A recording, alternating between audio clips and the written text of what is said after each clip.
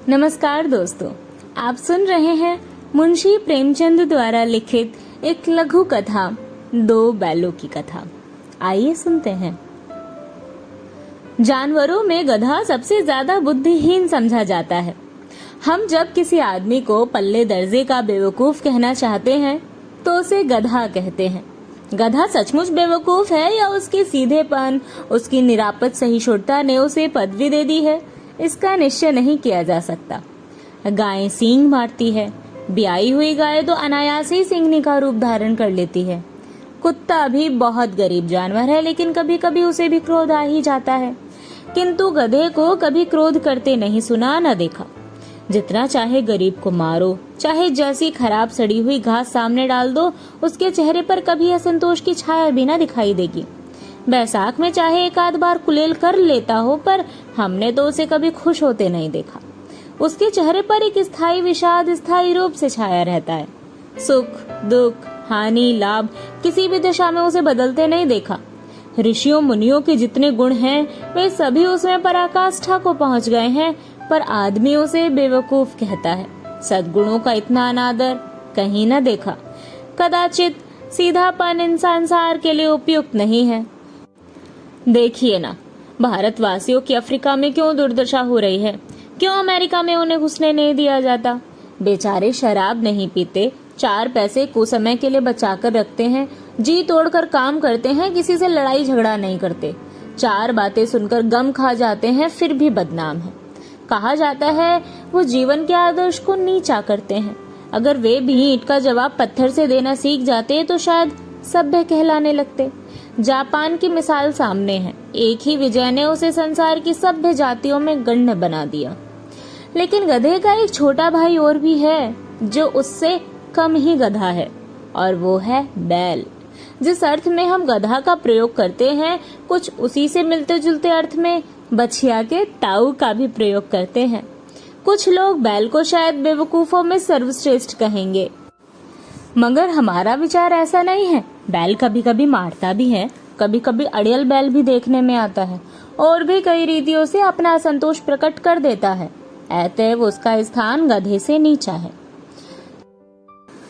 झूरी के पास 2 बैल थे, हीरा और मोती। दोनों पछाई जाति के थे, देखने में सुंदर, काम में चौकस, डील में ऊंचे। बहुत दिनों से साथ रहते रहते दोनों में भाईचारा हो गया था। दोनों आमने सामने या आसपास बैठे हुए एक दूसरे से मूक भाषा में विचार विनिमय करते थे। एक दूसरे के मन की बात कैसे समझ जाता था हम नहीं कह सकते। अवश्य ही उनमें कोई ऐसी गुप्त शक्ति थी जिससे जीवों में श्रेष्ठता का दावा करने वाला मनुष्य वंचित है। दोनों एक दूसरे को चाट कर और सूंघ कर अपना प्रेम प्रकट करते। कभी कभी दोनों सींग भी मिला लिया करते थे, विग्रह के नाते से नहीं, केवल विनोद के भाव से, आत्मीयता के भाव से। जैसे दोस्तों में घनिष्ठता होते ही धोल धप्पा होने लगता है, इसके बिना दोस्ती कुछ फुसफुसी, कुछ हल्की सी रहती है, जिस पर ज्यादा विश्वास नहीं किया जा सकता। जिस वक्त ये दोनों बैल हल या गाड़ी में जोत दिए जाते और गर्दन हिला हिला कर चलते, उस वक्त हर एक की यही चेष्टा होती थी कि ज्यादा से ज्यादा बोझ मेरी ही गर्दन पर रहे। दिन भर के बाद दोपहर या संध्या को दोनों खुलते तो एक दूसरे को चाट चूट कर अपनी थकान मिटा लेते। नांद में खली भूसा पड़ जाने के बाद दोनों साथ उठते, साथ नांद में मुंह डालते और साथ ही बैठते थे। एक मुंह हटा लेता तो दूसरा भी हटा लेता था। संयोग की बात है, झूरी ने एक बार गोई को ससुराल भेज दिया। बैलों को क्या मालूम वे क्यों भेजे जा रहे हैं। समझे, मालिक ने हमें बेच दिया। अपना यूं बेचा जाना उन्हें अच्छा लगा या बुरा कौन जाने, पर झूरी के साले गया को घर तक गोई ले जाने में दांतों पसीना आ गया। पीछे से हाँकता तो दोनों दाएं बाएं भागते, पगैया पकड़कर आगे से खींचता तो दोनों पीछे की ओर लगाते जोर, मारता तो दोनों सींग नीचे करके हुकरते। अगर ईश्वर ने उन्हें वाणी दी होती तो झूरी से पूछते, तुम हम गरीबों को क्यों निकाल रहे हो? हमने तो तुम्हारी सेवा करने में कोई कसर नहीं उठा रखी। अगर इतनी मेहनत से काम न चलता था तो और काम ले लेते। हमें तो तुम्हारी चाकरी में मर जाना कबूल था। हमने कभी दाने चारे की शिकायत नहीं की। तुमने जो कुछ खिलाया वो सिर झुकाकर खा लिया। फिर तुमने हमें इस जालिम के हाथों क्यों बेच दिया? संध्या समय दोनों बैल अपने नए स्थान पर पहुंचे। दिन भर के भूखे थे, लेकिन जब नांद में लगाए गए तो एक ने भी उसमें मुंह न डाला। दिल भारी हो रहा था। जिसे उन्होंने अपना घर समझ रखा था वो आज उनसे छूट गया था। ये नया घर, नया गांव, नए आदमी उन्हें बेगाने से लगते थे। दोनों ने अपनी मूक भाषा में सलाह की, एक दूसरे को कनखियों से देखा और लेट गए। जब गांव में सोता पड़ गया तो दोनों ने जोर मारकर पगहे तुड़ा डाले और घर की तरफ चले। पगहे बहुत मजबूत थे। अनुमान न हो सकता था कि कोई बैल उन्हें तोड़ सकेगा, पर इन दोनों में इस समय दूनी शक्ति आ गई थी। एक एक झटके में रस्सियां टूट गईं। झूरी प्रातः सोकर उठा तो देखा कि दोनों बैल चरनी पर खड़े हैं। दोनों ही गर्दनों में आधा आधा गराम लटक रहा है। घुटने तक पांव कीचड़ से भरे हैं और दोनों की आंखों में विद्रोहमय स्नेह झलक रहा है। झूरी बैलों को देखकर स्नेह से गदगद हो गया। दौड़कर उन्हें गले लगा लिया। प्रेमालिंगन और चुंबन का यह दृश्य बड़ा ही मनोहर था। घर और गांव के लड़के जमा हो गए और तालियां बजा बजा कर उनका स्वागत करने लगे। गांव के इतिहास में घटना अभूतपूर्व न होने पर भी महत्वपूर्ण थी। बाल सभा ने निश्चय किया, दोनों पशु वीरों को अभिनंदन पत्र देना चाहिए। कोई अपने घर से रोटियां लाया, कोई गुड़, कोई चोकर, कोई भूसी। एक बालक ने कहा, ऐसे बैल किसी के पास ना होंगे। दूसरे ने समर्थन किया, इतनी दूर से दोनों अकेले चले आए। तीसरा बोला, बैल नहीं है वे, उस जन्म के आदमी हैं। इसका प्रतिवाद करने का किसी को साहस न हुआ। झूरी की स्त्री ने बैलों को द्वार पर देखा तो जल उठी। बोली, कैसे नमक हराम बैल है कि एक दिन वहां काम न किया, भाग खड़े हुए। झूरी अपने बैलों पर यह आपेक्ष ना सुन सका। नमक हराम क्यों है? चारा दाना ना दिया होगा तो क्या करते? स्त्री ने रौब के साथ कहा, बस तुम ही तो बैलों को खिलाना जानते हो, और तो सभी पानी पिला पिला कर रखते हैं।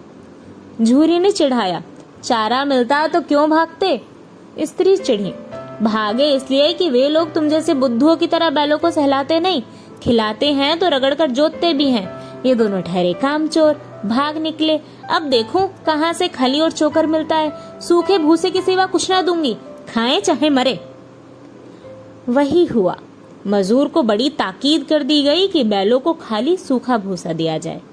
बैलों ने नांद में मुंह डाला तो फीका फीका, ना कोई चिकनाहट ना कोई रस। क्या खाएं? आशा भरी आंखों से द्वार की ओर ताकने लगे। झूरी ने मजूर से कहा, थोड़ी सी खली क्यों नहीं डाल देता बे? मालकिन मुझे मारी डालेगी। चुरा कर डाला? ना दादा, पीछे से तुम भी उन्हीं की सी कहोगे। दूसरे दिन झूरी का साला फिर आया और बैलों को ले चला। अब की उसने दोनों को गाड़ी में जोता।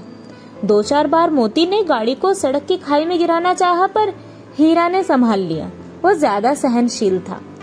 संध्या समय घर पहुंचकर उसने दोनों को मोटी रस्सियों में बांधा और कल की शरारत का मजा चखाया। फिर वही सूखा भूसा डाल दिया। अपने दोनों बैलों को खली चूनी सब कुछ दी। दोनों बैलों का ऐसा अपमान कभी नहीं हुआ था। झूरी उन्हें फूल की छड़ी से भी न छूता था। उसकी टिकटकार पर दोनों उड़ने लगते थे। यहाँ मार पड़ी। आहत सम्मान की व्यथा तो थी ही, पर उस पर मिला सूखा भूसा। नांद की तरफ आंखें तक न उठाई। दूसरे दिन गया ने बैलों को हल में जोता, पर इन दोनों ने जैसे पांव ना उठाने की कसम खा ली थी। वो मारते मारते थक गया, पर दोनों ने पांव ना उठाया। एक बार जब उस निर्दयी ने हीरा की नाक पर खूब डंडे जमाए तो मोती का गुस्सा काबू के बाहर हो गया। हल लेकर भागा। हल, रस्सी, जुआ, जोत सब टूट टाट कर बराबर हो गया। गले में बड़ी बड़ी रस्सियां ना होती तो दोनों पकड़ाई में ना आते। हीरा ने मूक भाषा में कहा, भागना व्यर्थ है। मोती ने उत्तर दिया, तुम्हारी तो इसने जान ही ले ली थी। अब की बड़ी मार पड़ेगी। पड़ने दो, बैल का जन्म लिया है तो मार से कहां तक बचेंगे।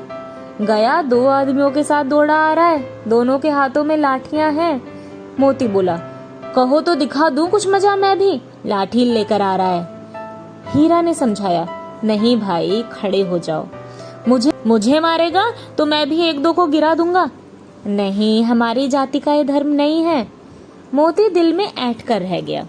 गया आ पहुंचा और दोनों को पकड़कर ले चला। कुशल हुई कि उसने इस वक्त मारपीट ना की, नहीं तो मोती भी पलट पड़ता। उसके तेवर देखकर गया और उसके सहायक समझ गए कि इस वक्त टाल जाना ही मसलहत है।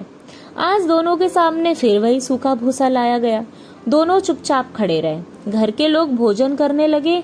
उस वक्त एक छोटी सी लड़की 2 रोटियां लिए निकली और दोनों के मुंह में देकर चली गई। उस एक रोटी से इनकी भूख तो क्या शांत होती, पर दोनों के हृदय को मानो भोजन मिल गया। यहाँ भी किसी सज्जन का वास है। लड़की भैरों की थी, उसकी माँ मर चुकी थी। सौतेली माँ मारती रहती थी, इसीलिए इन बैलों से उसे एक प्रकार की आत्मीयता हो गई थी। दोनों दिन भर जोते जाते, डंडे खाते, अड़ते। शाम को थान पर बांध दिए जाते और रात को वही बालिका उन्हें 2 रोटियां खिला जाती। प्रेम के इस प्रसाद की ये बरकत थी कि 2-2 गाल सूखा भूसा खाकर भी दोनों दुर्बल ना होते थे, मगर दोनों की आंखों में रोम रोम में विद्रोह भरा हुआ था। एक दिन मोती ने मूक भाषा में कहा, अब तो नहीं सहा जाता हीरा, क्या करना चाहते हो? एक आध को सींगों पर उठाकर फेंक दूंगा। लेकिन जानते हो वो प्यारी लड़की जो हमें रोटियां खिलाती है, उसी की लड़की है जो इस घर का मालिक है। ये बेचारी अनाथ ना हो जाएगी? तो मालकिन को ना फेंक दूं, वही तो उस लड़की को मारती है। लेकिन औरत जात पर सींग चलाना मना है, ये भूल जाते हो? तुम तो किसी तरह निकलने ही नहीं देते। बताओ, तुड़ाकर भाग चले? हाँ, यह मैं स्वीकार करता, लेकिन इतनी मोटी रस्सी टूटेगी कैसे? इसका उपाय है। पहले रस्सी को थोड़ा सा चबा लो, फिर एक झटके में जाती है। रात को जब बालिका रोटियां खिलाकर चली गई, दोनों रस्सियां चबाने लगे, पर मोटी रस्सी मुंह में ना आती थी। बेचारे बार बार जोर लगाकर रह जाते थे। सहसा घर का द्वार खुला और वही बालिका निकली। दोनों सिर झुकाकर उसका हाथ चाटने लगे। दोनों की पूंछें खड़ी हो गई। उसने उनके माथे सहलाए और बोली, खोले देती हूँ, चुपके से भाग जाओ, नहीं तो यहाँ लोग मार डालेंगे। आज घर में सलाह हो रही है कि इनकी नाकों में नाथ डाल दी जाए। उसने खराब खोल दिया, पर दोनों चुपचाप खड़े रहे। मोती ने अपनी भाषा में पूछा, अब चलते क्यों नहीं? हीरा ने कहा, चलें तो, लेकिन कल इस अनाथ पर आफत आ जाएगी, सब इसी पर संदेह करेंगे। सहसा बालिका चिल्लाई, दोनों फूफा वाले बैल भागे जा रहे हैं। ओ दादा, दादा, दोनों बैल भागे जा रहे हैं। ओ दादा, दादा, दोनों बैल भागे जा रहे हैं, जल्दी दौड़ो। गया हड़बड़ाकर भीतर से निकला और बैलों को पकड़ने चला। वे दोनों भागे। गया ने पीछा किया और भी तेज हुए। गया ने शोर मचाया, फिर गांव के कुछ आदमियों को भी साथ लेने के लिए लौटा। दोनों मित्रों को भागने का मौका मिल गया। सीधे दौड़ते चले गए, यहाँ तक कि मार्ग का ज्ञान न रहा। जिस परिचित मार्ग से आए थे उसका यहाँ पता ना था। नए नए गांव मिलने लगे। तब दोनों एक खेत के किनारे खड़े होकर सोचने लगे, अब क्या करना चाहिए। हीरा ने कहा, मालूम होता है राह भूल गए। तुम भी बेतहाशा भागे, वहीं उसे मार गिराना था। उसे मार गिराते तो दुनिया क्या कहती? वो अपना धर्म छोड़ दें, लेकिन हम अपना धर्म क्यों छोड़ें? दोनों भूख से व्याकुल हो रहे थे। खेत में मटर खड़ी थी, चरने लगे। रह रहकर आहट ले लेते थे, कोई आता तो नहीं है। जब पेट भर गया, दोनों ने आजादी का अनुभव किया तो मस्त होकर उछलने कूदने लगे। पहले दोनों ने डकार ली, फिर सींग मिलाए और एक दूसरे को ठेलने लगे। मोती ने हीरा को कई कदम हटा दिया, यहाँ तक कि वो खाई में गिर गया। तब उसे भी क्रोध आया, संभल कर उठा और फिर मोती से भिड़ गया। मोती ने देखा खेल में झगड़ा हुआ चाहता है तो किनारे हट गया। अरे ये क्या, कोई सांड डोंकता चला आ रहा है। हाँ, सांड ही है। वो सामने आ पहुंचा। दोनों मित्र बगले झांक रहे थे। सांड पूरा हाथी था। उससे भिड़ना जान से हाथ धोना है, लेकिन ना भिड़ने पर भी जान बचती नजर नहीं आती। इन्हीं की तरफ आ भी रहा है। कितनी भयंकर सूरत है। मोती ने मूक भाषा में कहा, बुरे फंसे, जान बचेगी, कोई उपाय सोचो। हीरा ने चिंतित स्वर में कहा, अपने घमंड में फूला हुआ है, आरजू विनती ना सुनेगा। भाग क्यों न चले? भागना कायरता है तो फिर यहीं मरो। बंदा तो 9-2-11 होता है, और जो दौड़ाए तो फिर कोई उपाय सोचो जल्द। उपाय यही है कि उस पर दोनों जने एक साथ चोट करें। मैं आगे से रगेड़ता हूँ, तुम पीछे से रगेदो। दोहरी मार पड़ेगी तो भाग खड़ा होगा, मेरी ओर झपटे तुम बगल से उसके पेट में सींग घुसेड़ देना। जान जोखिम है पर दूसरा उपाय नहीं है। दोनों मित्र जान हथेलियों पर लेकर लपके। सांड को भी संगठित शत्रुओं से लड़ने का तजुर्बा ना था, वह तो एक शत्रु से मल्ल युद्ध करने का आदी था। ज्यों ही हीरा पर झपटा, मोती ने पीछे से दौड़ाया। सांड उसकी तरफ मुड़ा तो हीरा ने रगेदा। सांड चाहता था कि एक एक करके दोनों को गिरा ले, पर ये दोनों भी उस्ताद थे, उसे वो अवसर न देते थे। एक बार सांड झल्ला कर हीरा का अंत कर देने के लिए चला कि मोती ने बगल से आकर पेट में सींग भोंक दी। सांड क्रोध में आकर पीछे फिरा तो हीरा ने दूसरे पहलू में सींग भोंक दिया। आखिर बेचारा जख्मी होकर भागा और दोनों मित्रों ने दूर तक उसका पीछा किया, यहाँ तक कि सांड बेदम होकर गिर पड़ा। तब दोनों ने उसे छोड़ा। दोनों मित्र विजय के नशे में झूमते चले जाते थे। मोती ने अपनी सांकेतिक भाषा में कहा, मेरा तो जी चाहता था कि बच्चा को मार ही डालूं। हीरा ने तिरस्कार किया, गिरे हुए बैरी पर सींग न चलाना चाहिए, ये सब ढोंग है। बैरी को ऐसा मारना चाहिए कि फिर ना उठे। अब घर कैसे पहुंचेंगे वो सोचो, पहले कुछ खा लें तो सोचें। सामने मटर का खेत था ही, मोती उसमें घुस गया। हीरा मना करता रहा पर उसने एक न सुनी। अभी 2-4 ग्रास खाए थे कि 2 आदमी लाठियां लिए दौड़ पड़े और दोनों मित्रों को घेर लिया। हीरा तो मेड़ पर था, निकल गया। मोती सींचे हुए खेत में था, उसके खुर कीचड़ में धंसने लगे, ना भाग सका, पकड़ लिया। हीरा ने देखा संगी संकट में है तो लौट पड़ा, फंसेंगे तो दोनों फंसेंगे। रखवालों ने उसे भी पकड़ लिया। प्रातःकाल दोनों मित्र कांजी हाउस में बंद कर दिए गए। दोनों मित्रों को जीवन में पहली बार ऐसा साबिका पड़ा कि सारा दिन बीत गया और खाने को एक तिनका भी न मिला। समझ में नहीं आता था ये कैसा स्वामी है। इससे तो गया फिर भी अच्छा था। यहाँ कई भैंसें थीं, कई बकरियां, कई घोड़े, कई गधे, पर किसी के सामने चारा ना था। सब जमीन पर मुर्दों की तरह पड़े थे। कई तो इतने कमजोर हो गए थे कि खड़े भी नहीं हो सकते थे।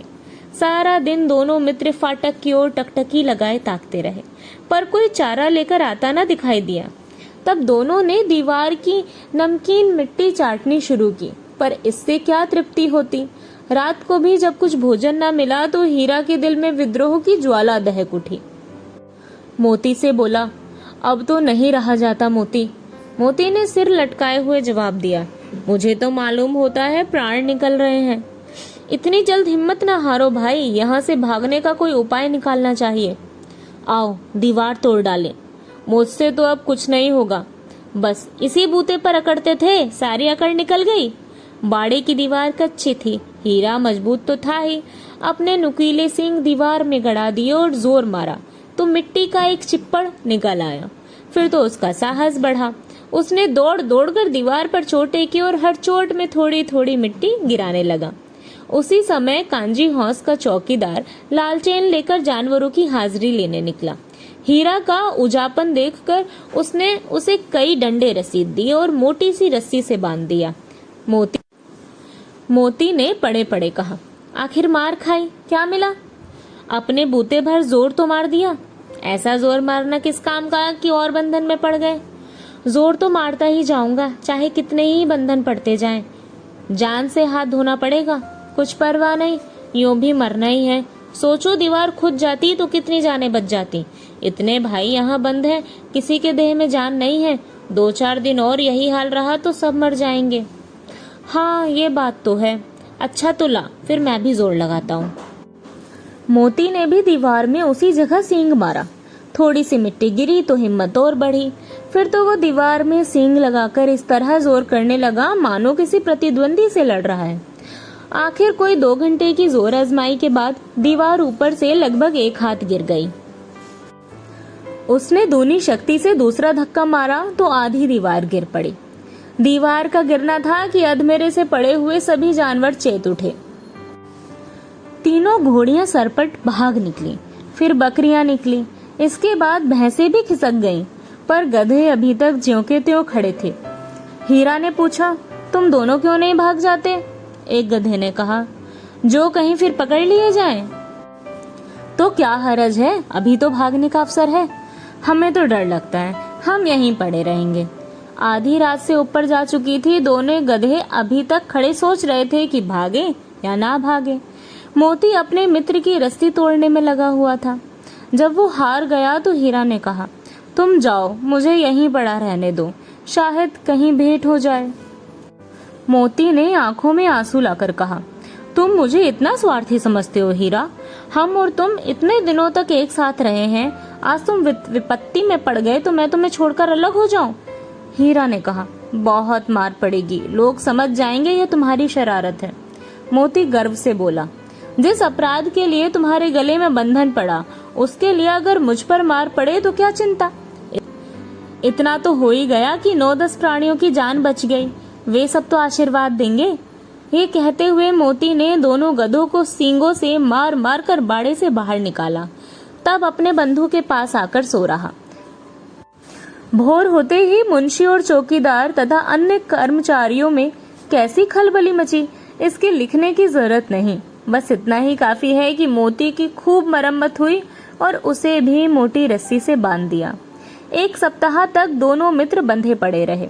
किसी ने चारे का एक तृण भी न डाला। हाँ, एक बार पानी दिखा दिया जाता था, यही उनका आधार था। दोनों इतने दुर्बल हो गए थे कि उठा तक नहीं जाता। ठठरियां निकल आई थीं।